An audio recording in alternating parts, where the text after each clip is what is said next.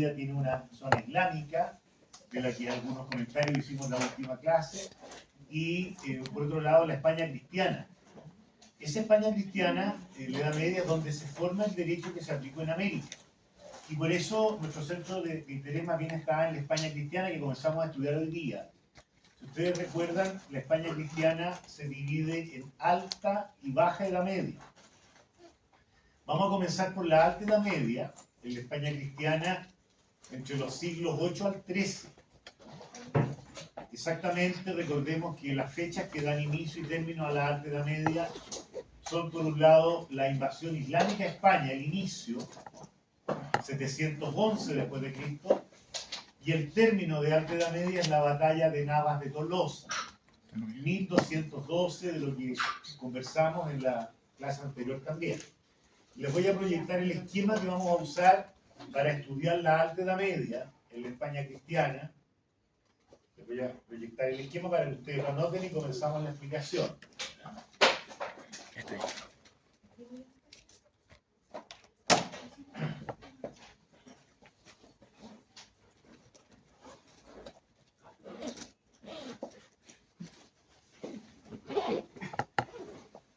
Ahí está el esquema de inicio, Alta Edad Media. Anótenlo por favor para que tengan ordenaditos sus apuntes.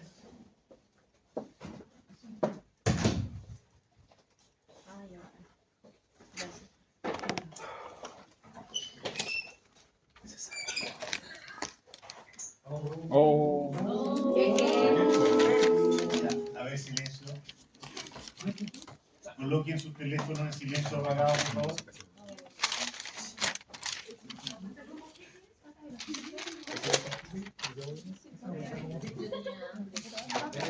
A partir de ahora, ya saben, analizado.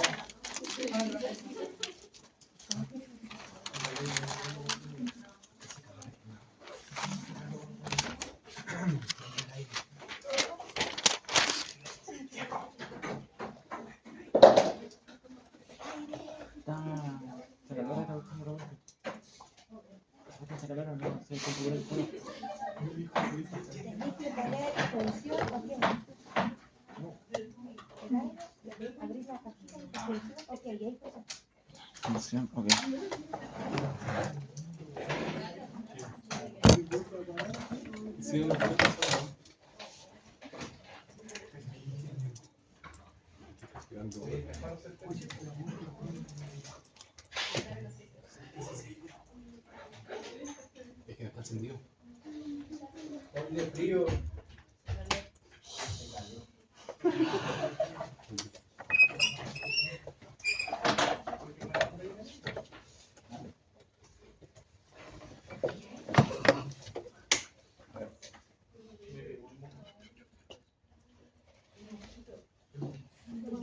Gracias, Felipe.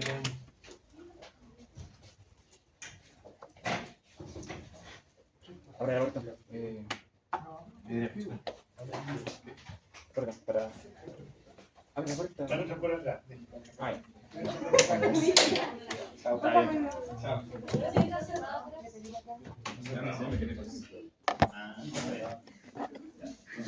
Está más cerca. Ábrele por ahí.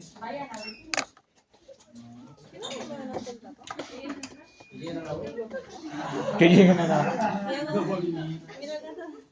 De nuevo.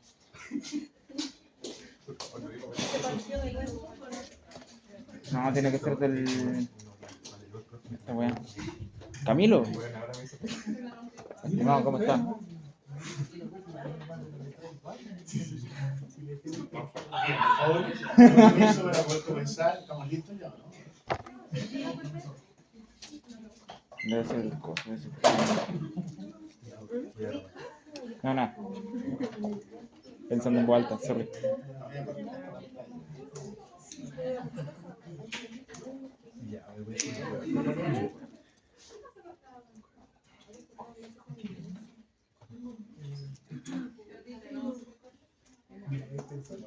Con el que tiene apellido con G.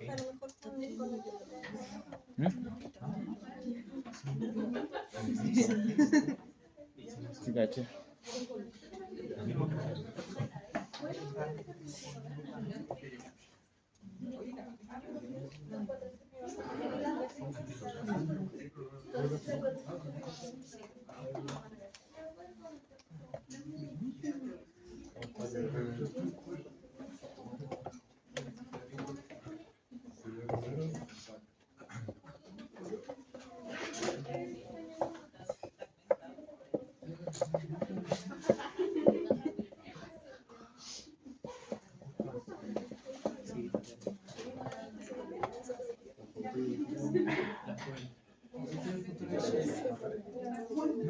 Y las datas vienen peor. Las que no siguen después está peor. Bien, pongan atención. A ver. Ese grupito de atrás y lo voy a desarticular. Voy a intervenir esa parte. A ver. ¿Sí? Sí. Sí.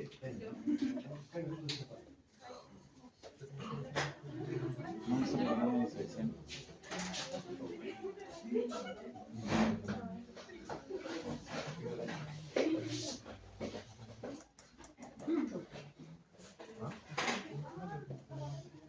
A ver, vamos a estudiar el derecho en la España cristiana de la Alta Edad Media, que está en la pantalla, ¿no? Y recordemos que la Alta Edad Media va del 711 a 1212. Lo primero que vamos a estudiar es el aspecto histórico. Y en lo estrictamente histórico, lo que ocurre en esta época es que se forman nuevos reinos cristianos. Se forman en la España cristiana nuevos estados cristianos. Fueron 4 reinos españoles más Portugal, ¿no?, que van a llevar adelante la Reconquista y que además son la base de lo que hoy día es España, ¿no? El reino de España se forma al unirse a estos 4 reinos. Nosotros vamos a estudiar 2 de ellos con detalle, porque son los que tienen relación con América. El derecho que se aplicó en América es el derecho de 2 reinos españoles: Asturias, León y Castilla. Asturias, León y Castilla, que luego en la Baja Edad Media se unen en un solo estado que se llama Castilla-León. Pero en esta época son distintos, tienen su propio rey, su propio gobierno, son 2 estados soberanos distintos: Asturias, León y Castilla. Y los otros reinos españoles, que hay que mencionarlos, pero que no vamos a estudiar su historia porque no tienen relación con América, son el reino de Navarra, Navarra con B corta, también llamado reino de Pamplona, porque la capital un tiempo fue esa ciudad vasca, ¿no?, Pamplona. Navarra o Pamplona, que es lo mismo, reino de Navarra o reino de Pamplona, ya les voy a mostrar un dibujito. País Vasco actual. Y el otro reino cristiano español es Aragón. Aragón, que incluye Barcelona, Cataluña. Así que son 4 reinos españoles: Asturias, León, Castilla, luego unidos en un solo gran reino, ¿no? Navarra o Pamplona y Aragón, forman lo que hoy día es el reino de España. Nosotros vamos a estudiar la historia de Asturias, León y de Castilla porque es lo que tiene relación con América y con Chile, con América española. El otro reino cristiano que hay que mencionarlo es Portugal, pero que tiene una historia distinta y por lo tanto no corresponde referirse en detalle a Portugal porque no se relaciona directamente con América española en lo jurídico. Por eso algunos autores, cuando hablan de la Alta Edad Media, la zona cristiana, la llaman la España de los la península de los 5 reinos. La península de los 5 reinos cristianos, ¿no? Los 4 reinos españoles más Portugal. Pero nuestro estudio se va a referir a Asturias, León y Castilla, de lo que ya vamos a hablar. El escudo de España muestra los 4 reinos unidos, eso se los mostré en clases anteriores, ¿no? No. A veces es bueno una imagen porque dice más que muchas palabras, ¿no? Y en el escudo español están los 4 reinos históricos que dieron origen al Reino de España. Hoy día una monarquía constitucional, ¿no? España es monarquía constitucional, igual que Inglaterra, ¿no? Ayer murió la jefa de Estado, ¿no? Inglaterra, igual que España, tiene por un lado el jefe de gobierno, ahí está la soberanía popular en el gobierno, pero el jefe de Estado es el jefe de la monarquía, que es una institución hereditaria, igual que en España, ¿no? Asumió hoy día ayer Carlos III, ¿no? Carlos III reemplaza a Isabel II en Inglaterra, pero es jefe de Estado. Y ese reino de España, que tiene un jefe de Estado y un jefe de gobierno, por la Constitución española, su sistema constitucional nace como Estado constitucional monárquico en 1812. Y eso es lo que vamos a ver ahora. El reino de España se forma con estos reinos que vamos a estudiar en clase, ¿no? Reinos que se basaron en las antiguas instituciones hispano-godas, ¿se acuerdan? El rey, la monarquía, la unión iglesia-estado, el aula real, se llama curia real ahora. O sea, las mismas instituciones son la base de estos estados medievales. Instituciones hispano-godas.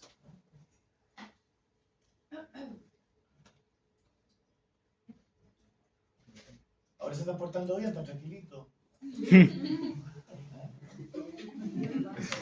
Pizza. Sí. Se separó el grupo.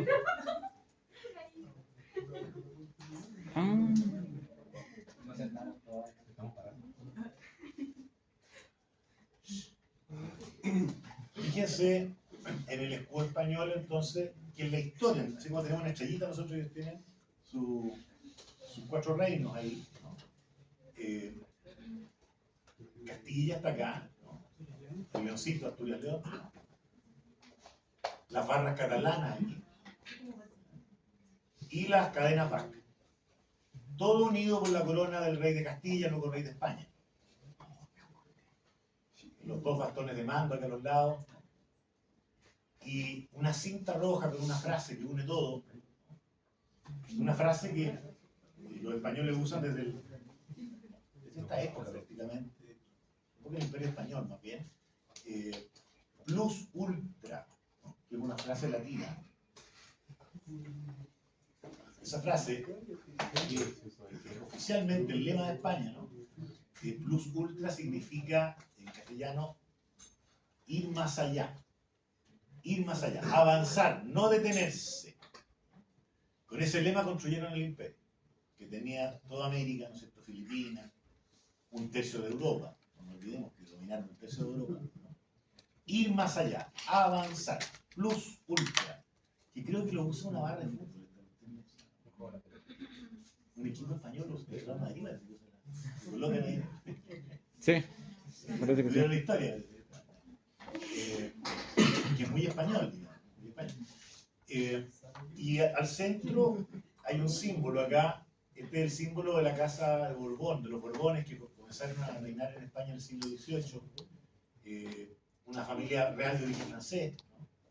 Este símbolo y este de abajo son borbónicos. Ahí está el resumen de lo que vamos a estudiar. Y yo les decía que vamos a estudiar la historia de Asturias León y la historia de Castilla. Y luego, por supuesto, su derecho. Eso es lo histórico. Pero también les voy a explicar el aspecto jurídico. Y en lo jurídico, ¿cuál es la característica de esta época? La variedad jurídica. ¿Qué quiere decir que en esta época el derecho se caracterice en la España cristiana por la variedad jurídica? Es importante entender esto desde un comienzo, es simple, pero hay que entenderlo bien.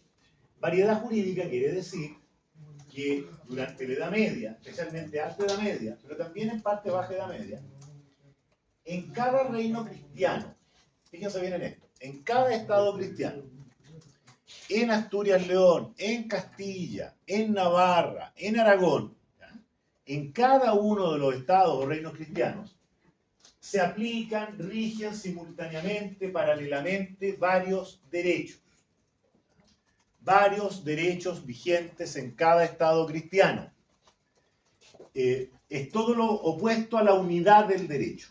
Todavía no hay un solo derecho, sino varios derechos vigentes al mismo tiempo en cada reino o estado cristiano. ¿Y cuáles son estos varios derechos? Ahí están. En este orden los vamos a estudiar, pero en Asturias León y en Castilla. Derecho territorial, derecho local o municipal y derecho personal o de los grupos sociales. Derecho territorial, derecho local o municipal y derecho personal o de los grupos sociales. Pero repito, en Asturias, León y luego en Castilla. Porque son los dos reinos que se unen y ese derecho de los dos reinos unidos es el que llega a América. América fue descubierta por un delegado de los reyes de Castilla y León, luego llamado Reino de España. Cristóbal Colón había firmado un contrato con los reyes de Castilla y León, los reyes católicos. Entonces, cuando Colón descubre estas tierras, él no las descubre para sí, sino que para la corona de Castilla y León, para el reino de Castilla y León. Y en el derecho medieval había un principio jurídico muy importante que decía que en los territorios descubiertos se ha de aplicar el derecho del descubridor. En los territorios descubiertos debe aplicarse el derecho del Estado descubridor. ¿Cuál es el Estado descubridor? Representado por Colón, Castilla y León. Y por eso esto es lo que vamos a revisar, los tres tipos de derecho en Asturias, León y luego en Castilla. Variedad jurídica.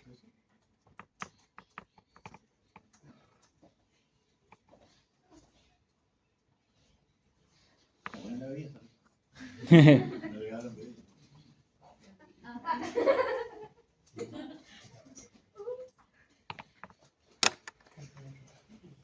No llegaron los dulces. No. Pero no nos vamos a olvidar. María Cabeza también quiere un dulce. No, González. No, pero igual. No, Que trae sobraron. que- A ver, Paqui. No, que ya vamos a hacer una convivencia. Ah, una convivencia. No, pero eso.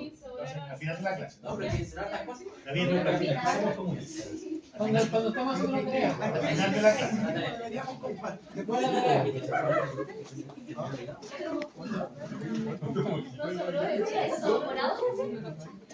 Por favor, pues. A ver, vamos a comenzar por la historia del reino de Asturias-León. Por favor, silencio. Vamos a comenzar estudiando la historia del primer reino cristiano, Asturias-León, que es el reino cristiano que primero se organiza, se forma, luego de la invasión islámica. Primer reino cristiano que se va a formar luego de la invasión islámica o musulmana a España. Historia de Asturias-León. Les voy a mostrar un mapita que creo que ayuda mucho.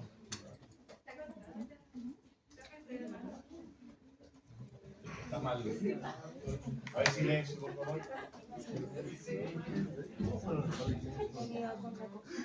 A ver, fíjense bien ahí, por favor. A ver, el reino de Asturias-León, llamado antiguamente Reino de Asturias, luego se va a llamar Asturias-León cuando su territorio aumenta, ¿no? Al principio solo Asturias, más al norte. Es el primer reino cristiano que se organiza después de la invasión musulmana, el mismo año que cae Toledo. Toledo cae en manos del Islam el 718. Digo, es el primer reino cristiano que se organiza luego. Luego de la invasión musulmana. El La mismo caída año de- que los musulmanes tomaron Toledo, 718 después de Cristo. Todo un símbolo Toledo, la capital visigoda, ¿no es cierto? Toledo cae en manos del Islam, hasta por ahí llegaron los musulmanes, un poquito más arriba de Toledo, toman Toledo y los cristianos, muchos cristianos, para no quedar bajo dominio islámico, se refugian en el norte de España. En esta zona, norte de España entonces, hispano-visigodos ya, fundan este reino cristiano, fundan el reino de Asturias, se llamaba en ese año, el 718, el mismo año que cayó Toledo. Los documentos acreditan que ese año, 718, hispano-visigodos fundan el reino de Asturias, cuya primera capital es este pueblito de Asturias llamado Cangas de Onís, aquí arriba. Cangas de Onís, primera capital de Asturias. ¿Quiénes lo fundan? Entonces, hispano-visigodo, población hispano-goda, fundan este reino cristiano, Asturias, primera capital, Cangas de Onís. Voy a ver si lo pueden andar un poquito. ¿Qué pasó ahí? Se está corriendo más. Se está corriendo más. A ver, ¿quién me había ayudado acá con eso? Venga,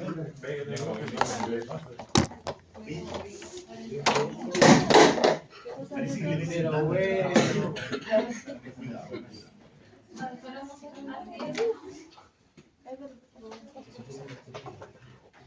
Crean concierto.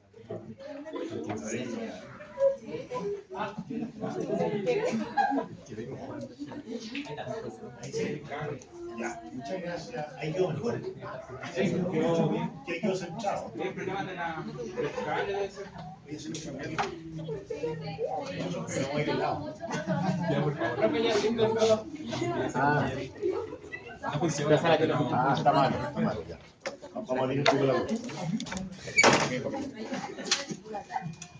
Era una pared. Dejen mucho café. Junto a la puerta de atrás para que circule un poquito el aire. Por favor. Entonces, la primera capital de Asturias, Cangas de Onís, ¿no? Cangas de Onís, ¿no? Ya.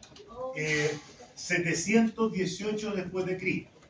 Ese año, repito, hispano-visigodos, había caído Toledo, fundan este reino, capital Cangas de Onís, ahí se establece la corte, los órganos políticos del reino, ¿no? En este pueblito llamado Cangas de Onís. A ver si podemos agrandar un poquito la imagen.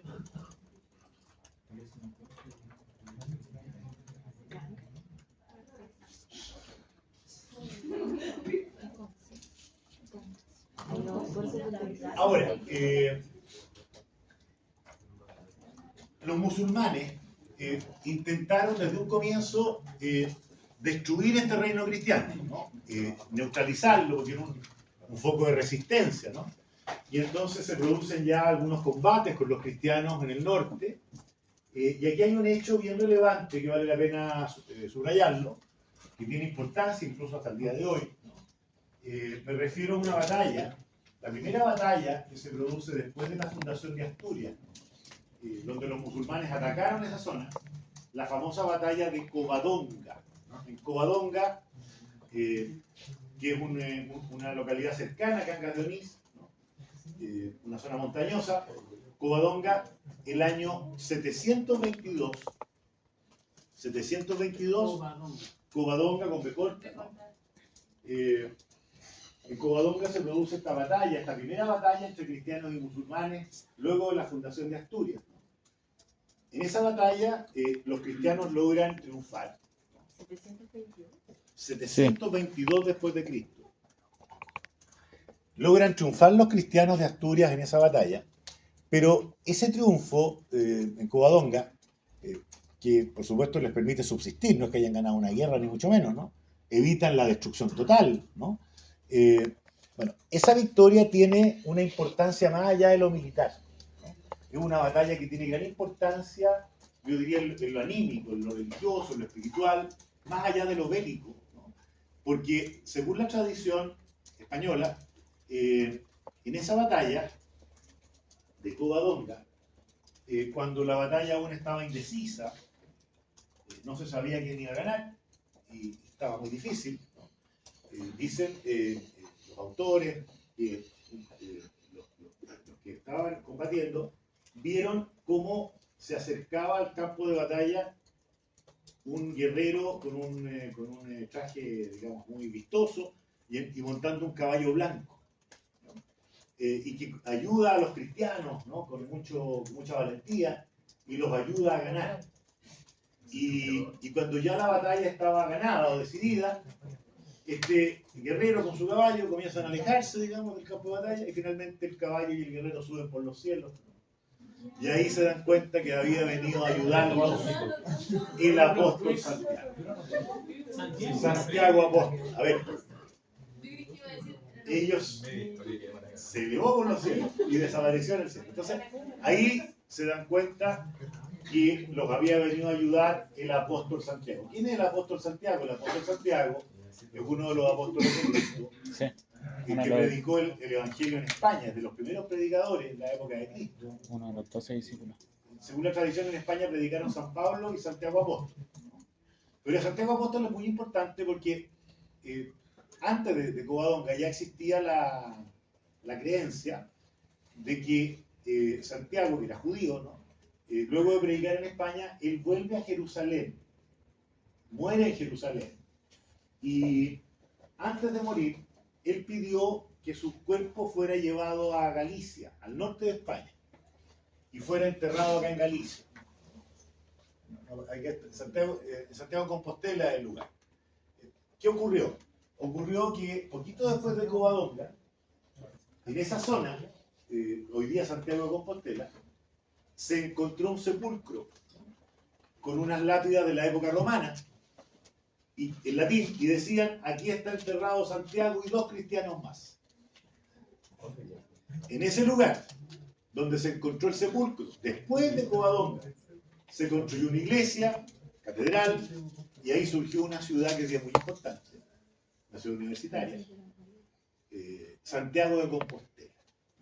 O sea, comienza a aparecer la figura ya del apóstol en la historia de España, Covadonga, luego se encuentran sus restos, ¿no? Hoy patrono de España, muy importante en toda la historia española, ¿no? En el fondo los cristianos de España sienten que Dios los ayuda, que el apóstol está detrás de ellos, ayudándolos en la lucha con los musulmanes, ¿no? Y eso explica, yo diría, la tenacidad de esta gente, porque era una guerra que se veía imposible de ganar. Un poder musulmán enorme, sin embargo, son muy tenaces, ¿no es cierto? Y siguen luchando, y van a pasar casi 8 siglos y finalmente ganan la guerra. Entonces Covadonga es muy relevante porque le da a la guerra de Reconquista un carácter religioso, pasa a ser una verdadera cruzada. Más allá de una guerra, Santiago, patrono de España. Por eso los españoles fundaron varias ciudades con ese nombre aquí, en América. Santiago de Cuba, Santiago del Estero en la Argentina, ¿no es cierto? Santiago de los Caballeros en Centroamérica. Bueno, Santiago de Chile, por supuesto, ¿no? Que es la ciudad con ese nombre más grande en América, ¿no? En realidad Valdivia la bautizó con el nombre de Santiago del Nuevo Extremo. Santiago por el apóstol, ¿no? Y Nuevo Extremo por su tierra natal, Extremadura. Extremadura es una zona que se ubica aquí más o menos al sur del río Duero, donde nacieron varios conquistadores de América. Pero el nombre tiene que ver con el patrono de España. Covadonga. Covadonga, un hecho muy importante cuando recién se fundó el reino de Asturias. ¿Quién les dice esta palabrita Covadonga? Covada. ¿Covada? Covadonga, a ver. Covada. A ver. ¿La covada también? ¿No? No, Covadonga, a ver. Historia de Chile, a ver. Silencio. Fuerte, fuerte. El barco chileno llamado Covadonga en la guerra del Pacífico. Y les voy a contar algo importante, para que vean ustedes que es importante conocer la historia. A ver, esta palabra Covadonga, para los españoles es muy importante, sinónimo de libertad, independencia. Tenían buques de guerra con este nombre, un regimiento con ese nombre. Había un buque en el siglo XIX, un buque español con el nombre de Covadonga. ¿Por qué? Por la batalla. Y antes de la guerra del Pacífico, en 1865, se produjo un conflicto entre el Perú y España por unas deudas que tenía el Perú con la monarquía española, que no las habían pagado. Y este conflicto derivó finalmente en que España envió una escuadra América, una flota naval, que eran 9 o 10 buques, para exigir a los peruanos el pago de la deuda. Uno de los buques que venía en la escuadra española era la Covadonga. Chile en esa época, con un espíritu americanista, ayudó al Perú. Entonces, al final, la guerra fue entre España y Chile y Perú por otro lado. Y en esa guerra Chile obtuvo varios triunfos, claro, nos bombardearon los paraísos, incendiaron el puerto. Pero Chile capturó dos buques españoles. Uno fue el Acobado, que era un buque chiquitito, antiguo en esa época ya, de madera, pero un buque que era útil. Ese buque fue el que acompañó a la Esmeralda en el bloqueo de Iquique, cuando comenzó la guerra del Pacífico después, ¿no es cierto? Chile bloquea, ocupa Antofagasta y avanza hacia el norte, bloquea Iquique para obtener la rendición de Iquique. Y ahí, no sé si se acuerdan ustedes, la flota peruana la flota chilena aquí va a bloquear el Callao y deja estos dos buques chiquititos, no, la Codonga más chico, la Esmeralda un poco más grande, en Iquique. Y se produce el combate, ¿no es cierto? Llega el Huáscar y la Independencia. Muy bien, muy bien. A ver, silencio. Repartan a su compañero mientras yo cuento la historia. Y entonces, ¿qué ocurrió? En el combate de Iquique, cuando Prat se da cuenta que llegó el Huáscar, un buque muy moderno en la época, de 1100 toneladas, la Esmeralda tenía 850, pero la Independencia era un buque más grande. La Independencia tenía 2000 toneladas, era el buque más grande del Perú, un buque nuevo, tenía 4 o 5 años, o sea, era el buque más importante de la Armada Peruana. Entonces Prat dice, ¿qué hago? Entonces dijo, bueno, voy a dejar la Esmeralda bloqueando Iquique, y le ordenó a Conde, el capitán de la Covadonga, que era un buque chiquitito, 412 toneladas, ¿no?, que se fuera a Antofagasta hacia el sur, para evitar que lo capturaran. ¿Qué ocurrió? El combate que ya lo conocemos, ¿no es cierto?, lo que pasa con la Esmeralda, pero Condell se va hacia el sur y la Independencia lo persigue. O sea, la Independencia, un buque de 2000 toneladas, la Covadonga 412, buque de madera, y Condell se da cuenta que tiene que hacer algo para que no lo capture. Y este hombre que era un muy buen marino, ¿qué hace Condell? Le dice al que maneja las máquinas de la Covadonga, váyase por la orillita de la costa. ¿Por qué? Porque en la orilla es más bajo y claro, entonces, pero tenga cuidado, le dicen, porque el calado de la Covadonga era menor que el de la Independencia, entonces podía ir más a la orilla de la Covadonga. Y la Independencia, con este afán de capturarla, la persigue, y unos 60 o 70 kilómetros al sur de Iquique, en Punta Gruesa, pongan atención, la Independencia, por perseguir a la Covadonga tenía unos cañones chiquititos de 70 milímetros, la Independencia de 300 y 400 milímetros, un cañonazo, puede hundirla con un cañonazo, sencillamente. Pero con esta pericia que tenía Condell, se va por la orilla, y al sur de Iquique, Punta Gruesa, la Independencia toca fondo. Lo que Condell quiere. Entonces la Independencia quedó inmovilizada, un buque enorme, ¿no? 4 veces la Covadonga. Y ahí entonces Condell, cuando lo ve inmovilizado, dice, le ordena al que dirige el buque que se devuelva. Se dan vuelta y se coloca la Covadonga en posición de poder dispararle a la Independencia. Condell quería hacerle puntería en la parte más vulnerable, que es la parte de arriba, la parte de madera que tenía, se llama la tortilla. Y le empieza a disparar con esta pequeña y le empieza a hacer daño. El comandante de la Independencia, que después lo procesó la Marina Peruana, hizo lo posible por usar los cañones grandes.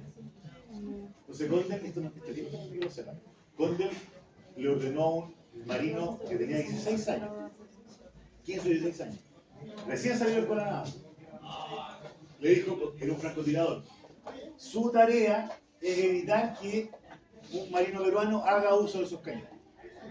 Y lo puso ahí, de francotirador, era de origen mapuche, ahí tengo el apellido. Y este niño mató 14 peruanos. Y trataron de acercarse al cañón por... Como que, o sea, puede sonar muy bonito, pero igual es bonito matar Oye, porque viene de 16 años. Cuento corto, para resumir. Se incendió la Independencia, se hundió la Independencia y la Covadonga llegó a San Isabel de Tomar. Pero este héroe anónimo, digamos, que es poco recordado, fue muy importante. Ahí está el nombre, lo podemos ver en internet, ¿no? Que fue el gran héroe, digamos, de la jornada. Y el nombre de Covadonga viene justamente de la batalla, porque los chilenos cuando capturaron el buque español no le cambiaron el nombre, le cambiaron la bandera. ¿Por qué hicieron eso? ¿Alguien sabe? ¿Por qué no le cambiaron el nombre? Se ve bonito. Sí, pero ¿cuál es la razón? Los marinos son muy supersticiosos. Dicen que es de mala suerte cambiarle el nombre. Y entonces le mantienen el nombre y le cambian la bandera. Y ese es el buque que combatió en Punta Gruesa. Y en realidad el combate de Iquique fue un triunfo chileno. Siempre recordamos a Prat, ¿cierto? ¿No? Por todo lo que significa. Pero el gran héroe también fue Conde, el marinero mapuche, en realidad, con su valor que se cumplieron al buque más grande de Chile. Igual en Iquique está la estatua. La estatua de Conde. ¿Ya? ¿Tú estuviste allá? Es que es familiar. ¿Ah? Es familiar. ¿Es familiar tuyo? ¿Quién? Conde. Ah, muy bien. Opa. Conde de la ASA. Carlos Conde. Por el lado de mi mamá. Mira. Épico. Entonces ya saben por qué se llama Covadonga ese buquecito. 722 después de Cristo, Cangas de Onís, cerca de Cangas de Onís. González repartió los dulces ya. Un aplauso para González.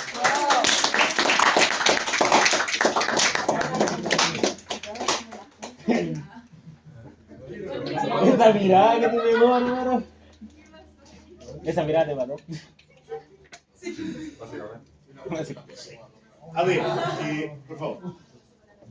Reyes de Asturias importantes, monarcas que son importantes en la Alta Edad Media. Me salto algunos nombres, por supuesto, pero a ver. Destaco en primer lugar a un gran rey de Asturias llamado Alfonso III. Alfonso III, más conocido como el Magno o el Grande.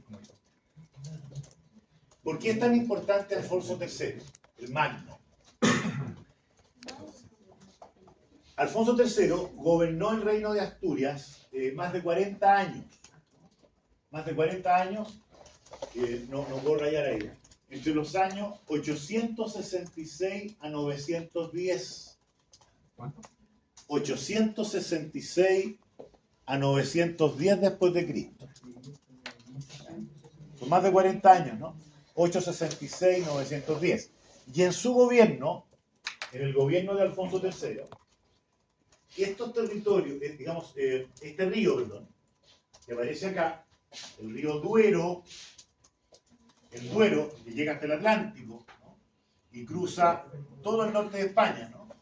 Este río se establece como frontera ya con los musulmanes, logra avanzar la frontera hasta el río Duero, centro-norte de España, y los musulmanes reconocen ya ese límite. Se firma un tratado de paz con los musulmanes, que reconocen al reino de Asturias, y esa frontera, el Duero, una frontera natural, ¿no es cierto?, que separa el territorio islámico del territorio cristiano. Aquí ustedes ven con varios colores los avances de Asturias. Con color verde la primera zona, color morado los otros territorios y con color medio naranja, ¿no? Amarillo, los últimos avances en época de Alfonso III, siendo la frontera el río Duero. Primer tratado con los musulmanes, se reconoce ya la existencia del reino de Asturias, y a orillas de este río, la orilla norte, si ustedes se fijan acá, Alfonso III construyó varios fuertes, plazas fuertes, fortificaciones, para defender la frontera, ¿no? Estas fortificaciones que construyó Alfonso III al norte del Duero, luego se transformaron en ciudades bien importantes, hasta el día de hoy, ¿no? Es el origen, por ejemplo, de la ciudad de Zamora, Toro, la ciudad de Toro, Simancas, la ciudad de Roa, Clunia, todas ciudades fundadas al norte del Duero, pero inicialmente fueron plazas fuertes, ¿no? Que luego llega población civil, familias cristianas, ¿no? En la orilla norte del Duero. Alfonso III el Magno. En esa época la capital de Asturias se había trasladado a de Cangas de Onís a Oviedo, que fue la segunda capital. Una ciudad muy bonita, Oviedo, patrimonio de la humanidad también. Ahí jugó Chile, no había nacido, el primer partido del Mundial del 82 en España. Papá. Creo que fue acá. Oviedo. Un equipo Real Oviedo, ¿no? Sí, la segunda. Segunda división. De Asturias. Y Oviedo acá, segunda capital de Asturias. Otro rey de Asturias importante, después de Alfonso III, su hijo, que alcanzó a gobernar 3 años, pero muy joven, García I. García I, rey de Asturias, hijo de Alfonso III. García I es importante porque en el año 913 traslada la capital de Oviedo a León, más al sur ya, más cerca de la frontera. García I traslada la capital de Oviedo a León y este reino comienza a llamarse Reino de Asturias-León. Asturias-León ya desde esa época, con García I.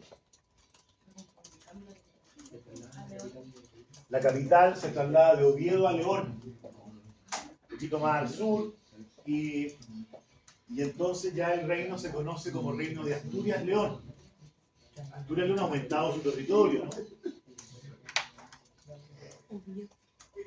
Finalmente, otros reyes de Asturias importantes, después de García I.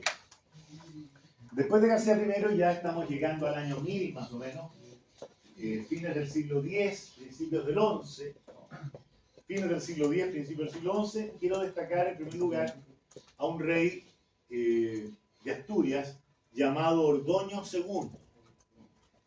Ordoño II, de ahí viene el apellido Ordóñez, hijo de Ordoño. González, hijo de Gonzalo. Fernández, hijo de Fernando. Martínez, hijo de Martín. Todo apellido muy castizo. Muy castellano. Si tienen hijos con apellido castellano, español, coloquen el nombre castellano, no nombre lleno. Ordoño, ¿está bonito?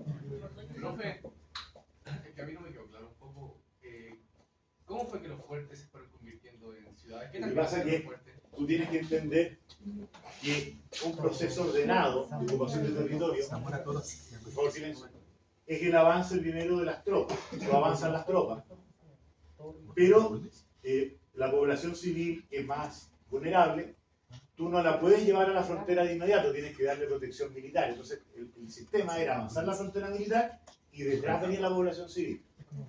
Y por eso cuando ya era posible, cuando era más seguro, llegaron familias cristianas ahí y la frontera avanzó un poquito más al sur, pero primero la línea militar y detrás la población civil.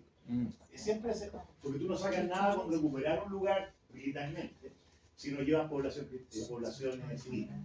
Tienes que ocuparla. Si la dejas vacía, te la pueden volver a quitar. Entonces el sistema era avanzar el ejército y detrás la población civil lo antes posible, pero no cuando fuera inseguro. Ese es el sistema.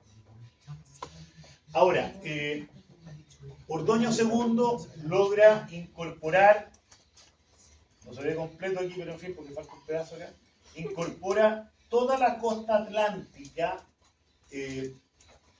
digamos al sur del Duero, al reino de Asturias. Esta zona costera del Atlántico, al sur del Duero, la ocupa Ordoño II, hoy territorio portugués, ¿no? Este es el norte de Portugal hoy día. Al sur del Duero, costa atlántica la incorpora al reino de Asturias. ¿Por qué es importante eso que hizo Ordoño II? Porque como los musulmanes no podían entrar a territorio cristiano por aquí, por el Duero, muchas veces intentaron entrar por la costa. Y de hecho lo lograron varias veces. Entonces había que cerrar esta zona con más presencia cristiana en la costa atlántica. Eso lo hace Ordoño II, dando seguridad a los reinos cristianos en la costa atlántica. ¿Y los cierra cómo? Llevando población cristiana ahí, repobló toda esa zona. Al sur del Duero.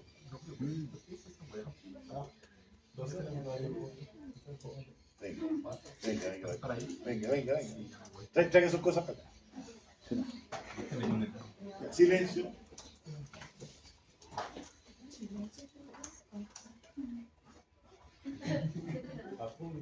¿Ya calladito no?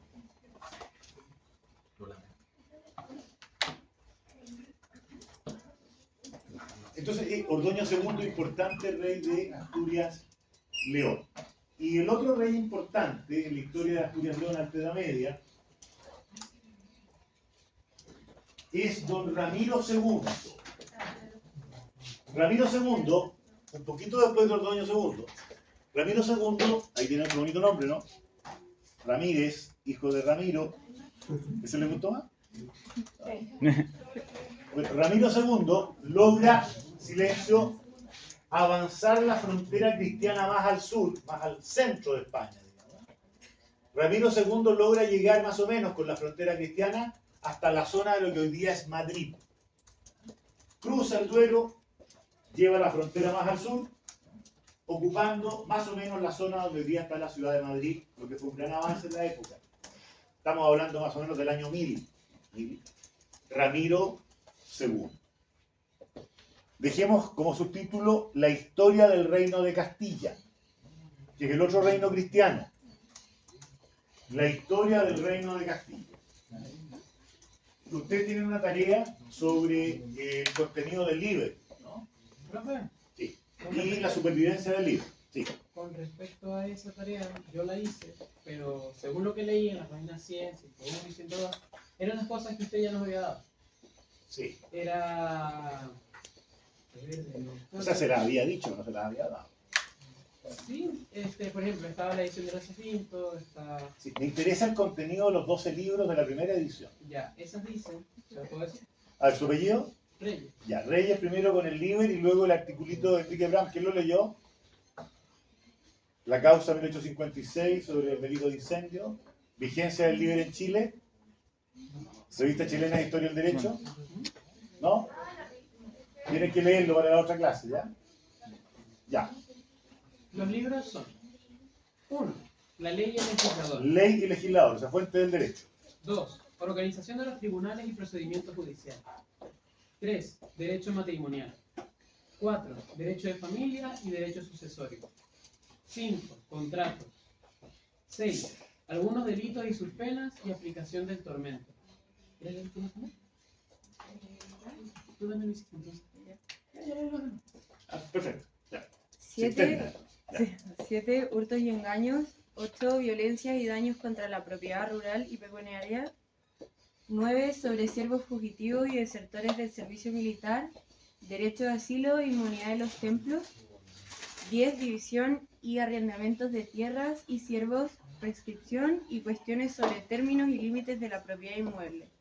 11. Sobre médicos y enfermos, violaciones de sepultura, comercio marítimo y mercaderes de ultramar. 12. Sobre funcionarios públicos que oprimiesen al pueblo y leyes sobre herejes y judíos. Perfecto. El último libro incluye los delitos funcionarios. Empleados públicos que oprimen al pueblo. Son delitos. Si ustedes se fijan, gracias a usted, del libro 6 en adelante, se regulan básicamente delitos y penas, o sea, derecho penal. Casi la mitad del libro es derecho penal. Por eso les dije yo que predominaba mucho el derecho penal dentro del libro. Esa es la parte que más se aplicó en América. El libro 6 en adelante. De hecho, ese pleito que ustedes van a leer, Revista Chilena de Historia del Derecho, ¿no? Número 14, ¿se acuerdan? Año 91, de Enrique Brahms, la Corte de Valparaíso, la Corte Suprema, castigan un delito de incendio aplicando el libro, que fue los juzgos, ¿no? Me parece que es el libro 8. Así que está bien la tarea. Eso es, todos lo hicieron, ¿no? Ya, el que no la ha hecho, tiene que hacerlo, porque si yo preguntara el líder en una prueba, en la respuesta tiene que incluir la tarea. Saber la materia de cada libro. La dejen ahí. Bien, el tema siguiente es la historia del Reino de Castilla. Ese va a ser el tema de inicio de la clase del jueves. Es muy importante no faltar el jueves. ¿Por qué? Porque el jueves 15 en la clase previa a la prueba, ya que ustedes la semana subsiguiente no tienen clase, entonces no nos vamos a ver. Entonces el 15 vamos a dejar definida la materia, la modalidad de la prueba, ¿no? Todas las dudas que tengan las traen a clase, ya saben que entra para empezar todo lo que hemos visto hasta lo que veamos hasta el 15. ¿Ya? Eso es de partida. Vamos a hacer un pequeño repaso, un recuento, para preparar bien la primera prueba. Aprovechen de sacarse buena nota porque todavía no hay tanta materia, ¿no? Y es una oportunidad para partir con el pie derecho, como se dice. Claro. Claro, pues.